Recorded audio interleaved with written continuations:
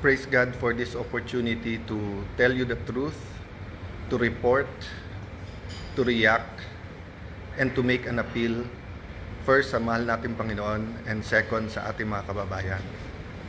First po, ang aking pong appeal sa lahat is we start focusing on the truth and the whole truth.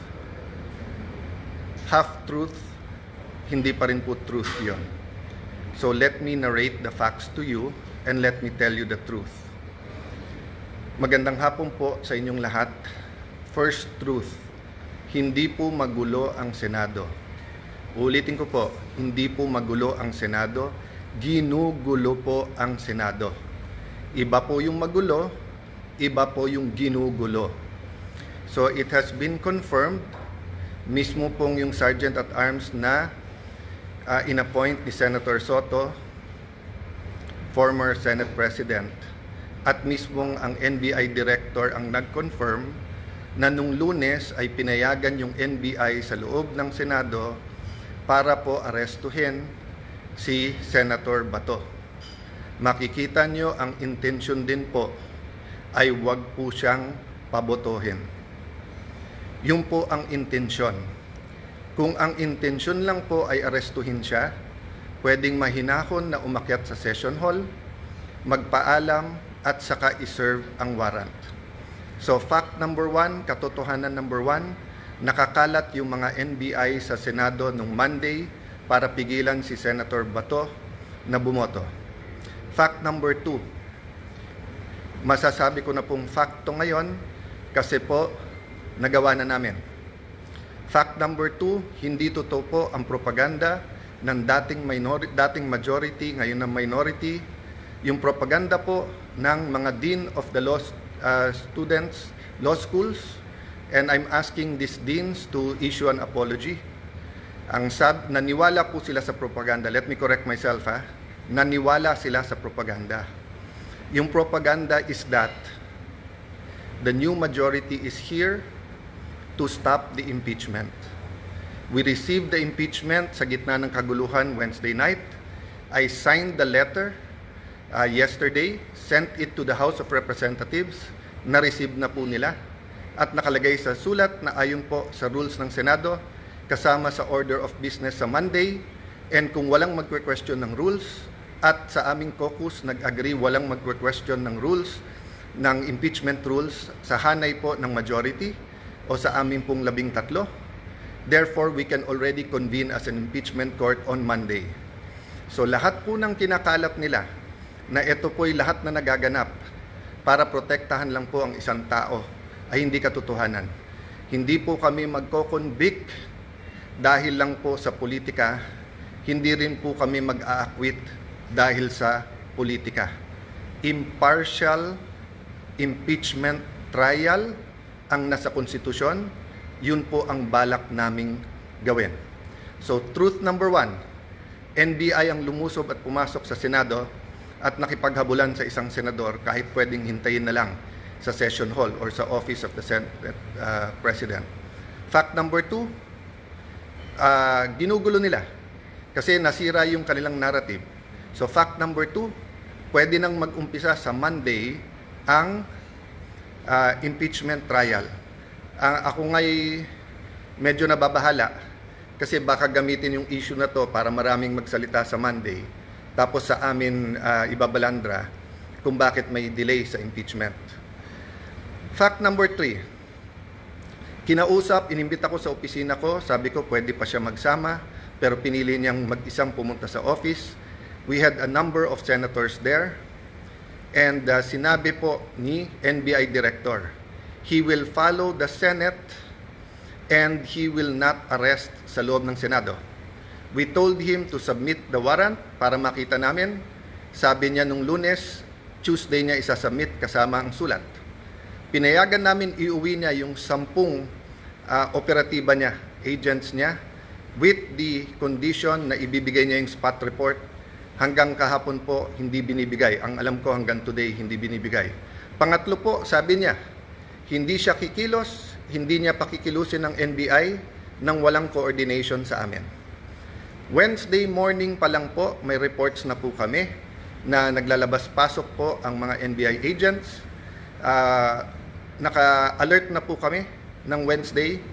Pagdating po ng hapon ng Wednesday, paulit-ulit sinasabi po sa akin na meron pong NBI agents na naka-full tactical gear. Ibig sabihin po, naka-uniforme, may vest, may mahabang armas na nasa GSIS. Nagbigay ng contact person si NBI Director Matibag. Tinawagan namin yon at sinabi niya, pinapaabot ni Director, walang NBI sa Senate, walang NBI sa GSIS. Nung hapon, umakyat sa akin si General Mao at nagsabi po sa akin na may nangyayari sa mga pinto at yung GSIS ay nagsasara ng mga pinto at nagsasabing kahit senador po ang dadaan doon ay kailangan inspeksyonin. Sabi ko kay General Mao, pakianyaya sa head ng GSIS, administrator yung nagamit niya noon, I think he meant GM. Sabi ko, I'm willing to talk to him very calmly, please call him. The next thing I knew, meron na daw mga armado doon. I asked them to call NBI ulit. Sinabi na naman nila na wala. Samantalang kitang-kita na ng mga nakasuot ng NBI. The next thing we knew, may mga putukan na at akala po namin yan ay mga fireworks. Nagpuputukan na pala po sa baba. Still, they were denying that NBI yon. Kahit na yung mismong winarningan nila ay nagsabing NBI sila. So please look at the context. Alam natin under siege nung Monday or nasa loob ng Senado ang mga NBI. Alam po natin na nakipaghabulan sila. Gina-justify pa dahil ito daw po ang paraan na mag-arrest. Pagkatapos pinangako sa amin na wala daw pong NBI sa paligiran. Nandun na po ang Marines, nandun po PNP, libo po ang PNP sa labas, naging very transparent kami. Nakiusap kami na walang baril sa loob ng Senado. Tignan nyo po lahat ng video. So nung nangyari na po yun at hindi na po namin alam kung sino kakausapin dahil nagkaipitan na sa loob ng kwarto ang bawat isa, ginamit natin Facebook. Ang sumagot po ay si Secretary ng Interior na si John Vic Remulla. Dumating siya, sabi niya, please allow the police inside. Nag-usap kami, sinabi niya, secure kagad, I'll be there in 10 minutes, secure the CCTV. Agad kong sinabi, kay as soon as nakaakyat na po si Sergeant at Arms Mao, sabi ko, secure the CCTV room, huwag niyong gagalawin. Pagdating ng mga police, make sure you have 2 copies, isa sa kanila, isa sa amin, para hindi po matamper. Yun din po pinag-uusapan ng ibang senador sa loob ng room. So nung sinabi po ni Jinggoy na itago, ang ibig niya sabihin, make sure walang makakuha kung hindi po yung police. At sinagot siya nun, kung tinuloy yung video na yon, may sumagot na nakasecure na po. As soon as Secretary Remulla came, the first thing he did was kamustahin kung okay kami, kung secured yung mga senador. Then tinanong yung CCTV and then nagpaalam kung pwede i-sweep floor by floor at pumasok yung iba pang pulis. Technically, I could have said it was under Senate jurisdiction. But he gave me his word and he followed his word that this will be a investigation that is independent. So dalawa po, joint investigation to.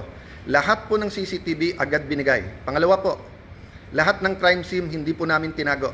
In fact, sa GSIS hindi kami makapasok, pulis lang. Kaya bago umuwi si Secretary Remulla at si Chief PNP Nartates, hiningi ko na makapasok din po. Kasi nung una, inilalabas ang narrative ng iba na wala daw putok from the other side. Nung una, isa pa lang ang nakitang putok o bala na tumagos galing sa kabilang side. Pero nung pinayagan kami sa loob at nung pagkatapos po na inusisa ng mabuti ng PNP, nakita po na may at least 5. So what am I saying here? This is the results of the independent investigation so far. The President, and I thank him for calling, checking how we are, and assuring us that he told everyone to stand down, the military, the PNP, and the NBI. But I told him, sir, the NBI has been lying to us. Sabi niya, hindi, susunod sa kanya yung NBI. Sabi ko, sir, with all due respect, nandito naman si Sec John Vic, siya na mag-report sa'yo. So, dun sa mga nagsasabing this is stage or whatever, di ba, we allowed every single transparency measure. We allowed the investigation. In fact, pag akyat namin ng 5th floor, Kahit wala sa usapan, sabi po ni Secretary Remulla, ibaba ang mga armas ng OSAA. I saw his wisdom para nga hindi magka-inkwentuhan, para hindi magkaroon ng miscommunication or hindi questionin ang intention ng bawat isa. Pinababa ko sa mga OSAA yung mga armas. Sa 5th floor yon. We went to the first floor, nakita nyo naman yung press con. After the press con po, may nahuli na sinasabi niyang confidential assistant, confidential agent po siya. Confirm po yan at kinasuhan na po yan. At sinabi din po niya kung sino nag-utos sa kanya na taga-NBI. It is about this time na nagsimula pa lang mag-iba ng narrative ang NBI. Biglang umamin na nandun at biglang may sulat daw na ang GSIS ay nag-request ng security. Kailanman po, wala sa history ng GSIS na NBI ang kanilang tatawagin. Parati po yung pulis.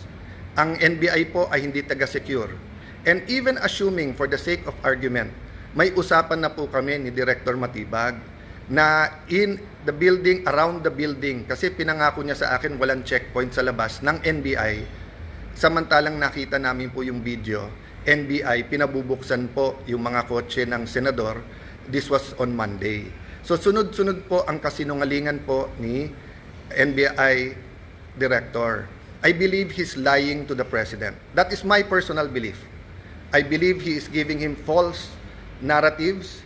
Kasama po nila si Senator Trillanes nung Monday. Senator Trillanes had no personality to do that, but he is in coordination with many. Let me express my sadness, my regret. First time po na ganito nangyari sa Senate. Usually po, nabangga lang, nauntog lang yung isang senador, nadapa. Nandyan na yung 24 to see how you are. Usually po, may threat pa lang sa Senate. Pupunta na dyan lahat to see how. But makita nyo naman po, parang bula na wala po yung buong minority. Pagkatapos, wala kaming narinig hanggang mga 10, 10:30. Nung sinabi lang po, ay 9, 10, I don't know the time anymore.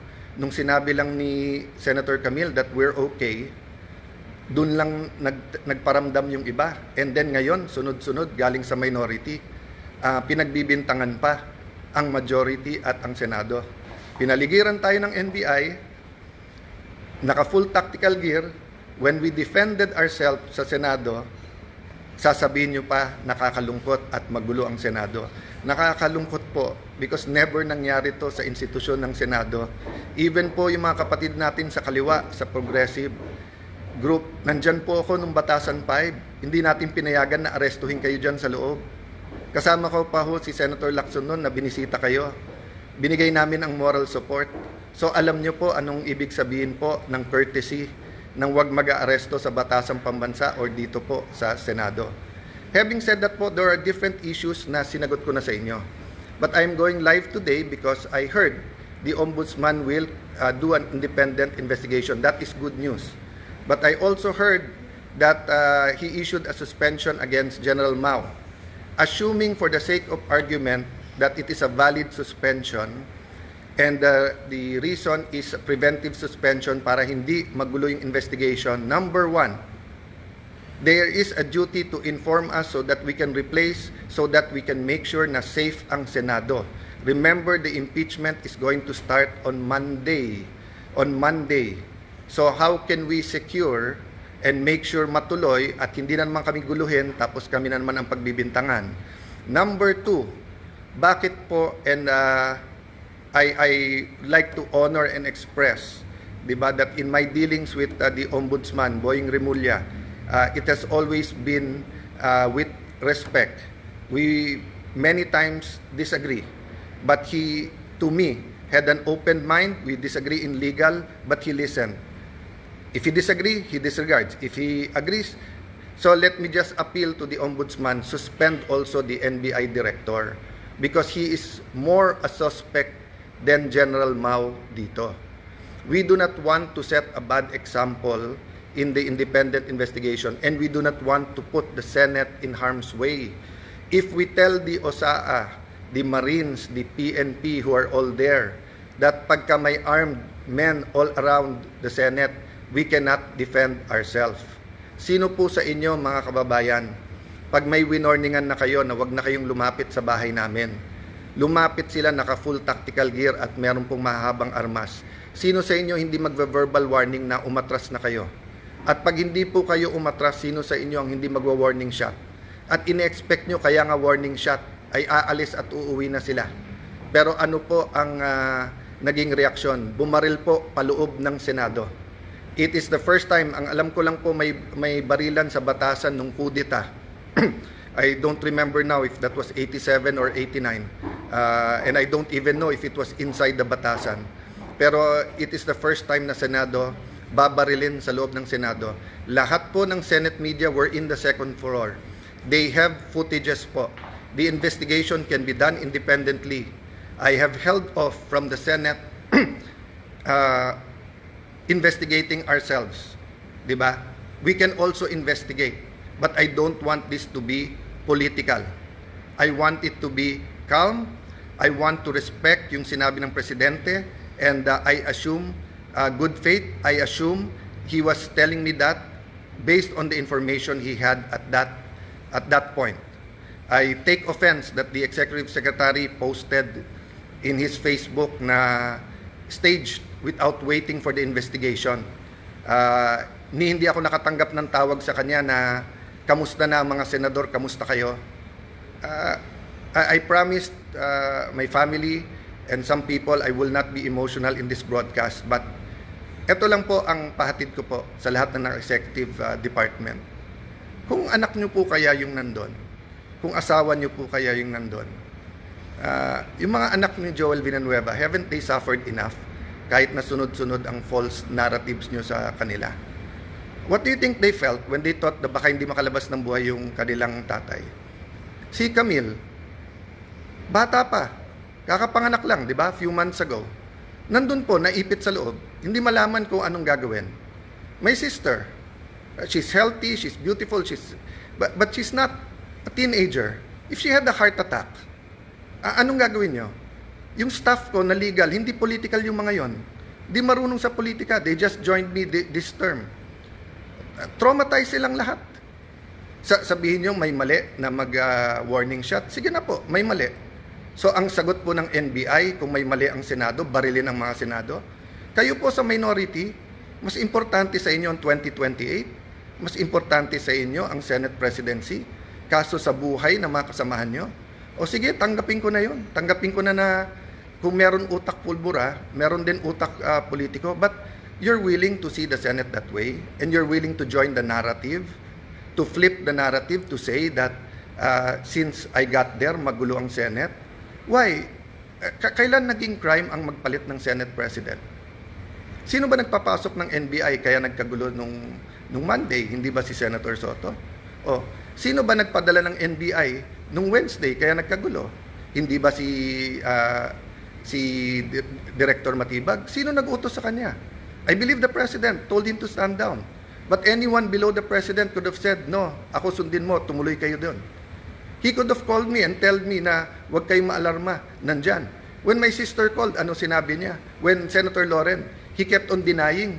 Nung sinabi ng sister ko from the back, kasi hindi na namin malaman nangyayari, do your job. Pinagsisigawan yung sister ko na wag mo akong sigawan. Yan po ang response ng ating NBI director nung akala niya, nung nalaman niya na under attack ang Senado. Hindi niya sinabing, ma'am, susugod, ma'am, titignan na, ma'am, pupull outin, ma'am, tatawagin namin ng DND, ma'am, tatawagan namin. Hindi. Ang sinabi niya, wag kayong sisigawan.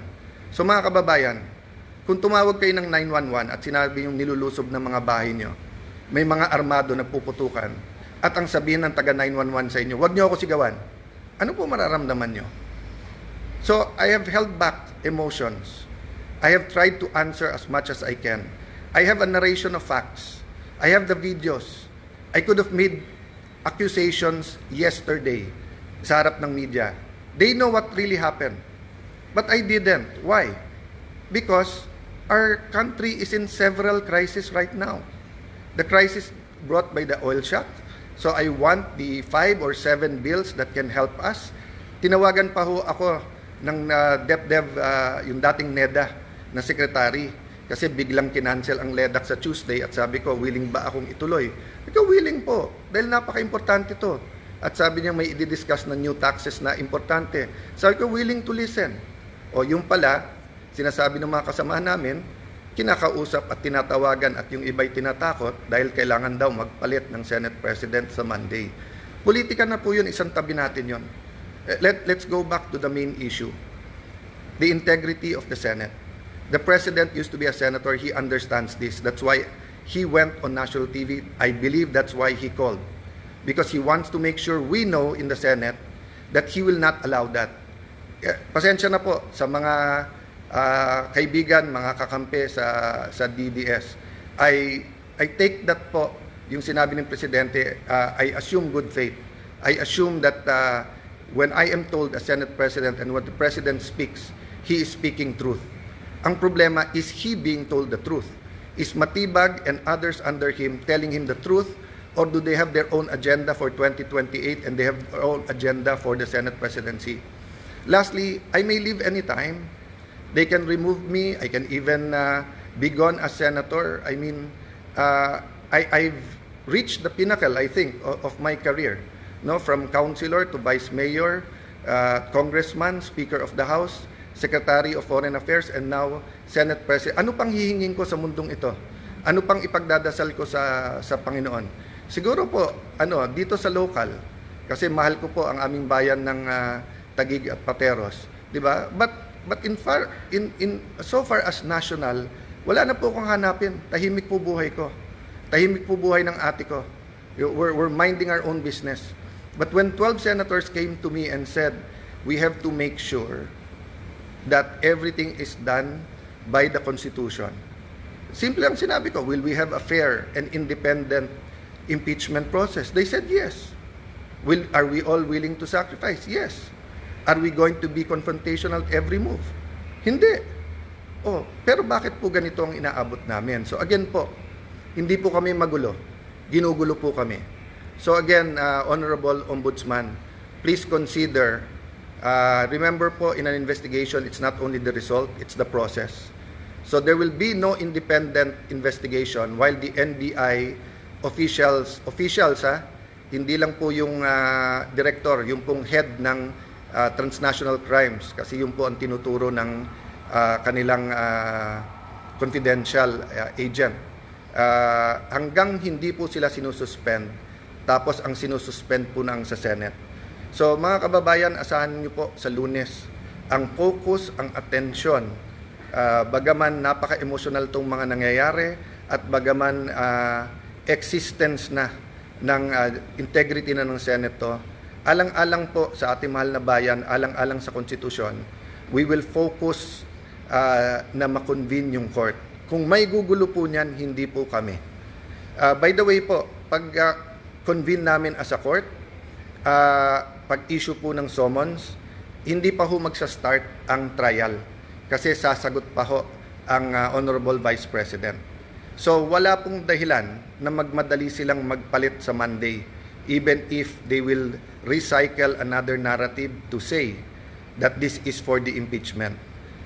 I ask our young people now, yes, there are, dati kasi pagka nag-issue ng statement lahat ng deans, ako mismo bilang idealistic na law student, kahit tatay ko mismo na idol ko nagsabi bilang batas, naswisway din po ako. Pero tignan nyo na po yung katotohanan versus po sa propaganda. Sabi ng mga deans, ang palitan daw ay para makontrol po ang impeachment at para po ma-dismiss. I'm paraphrasing, di ba? Or whatever you call it, whatever word you use it. Hindi po.